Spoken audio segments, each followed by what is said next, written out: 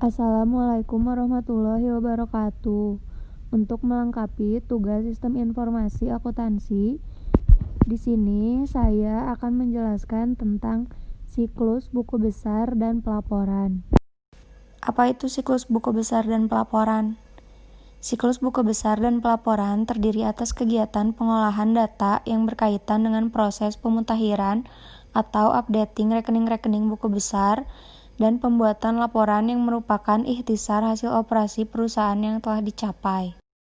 Tujuan dari sistem buku besar yaitu untuk mencatat transaksi akuntansi dengan tepat dan akurat, untuk memposting pada rekening yang tepat, untuk menjaga keseimbangan jumlah dalam sisi debit dan kredit, untuk menyediakan laporan keuangan yang tepat. Aktivitas buku besar dan pelaporan. 1. Perbarui buku besar. Yang kedua, memasukkan ayat jurnal penyesuaian. Yang ketiga, buat laporan keuangan. Dan yang keempat, membuat laporan manajerial. Berikut adalah ancaman dan pengendalian dalam sistem buku besar dan pelaporan. Ancaman yang pertama, kesalahan dalam memperbarui buku besar.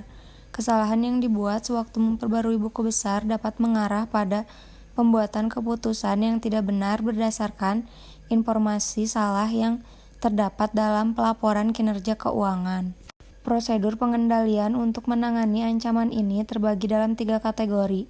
Yang pertama, pengendalian edit input dan pemrosesan, laporan rekonsiliasi dan pengendalian, dan pemeliharaan jejak audit yang mencukupi. Ancaman yang kedua, akses tanpa otorisasi ke buku besar. Beberapa pengendalian terhadap ancaman ini adalah ID dan password pemakai. 2. Hanya membaca akses ke buku besar.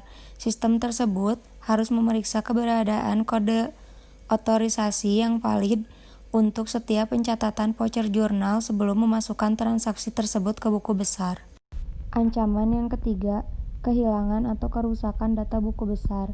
Menyediakan cadangan dan prosedur pemulihan dari bencana yang memadai untuk melindungi aset ini. Pengendalian cadangan mencakup hal-hal berikut ini.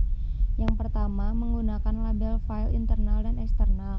Yang kedua, melakukan pembuatan cadangan buku besar secara rutin. Berikut adalah contoh diagram konteks sistem buku besar dan pelaporan. Kesimpulannya adalah, buku besar merupakan penggolongan perkiraan menurut jenisnya.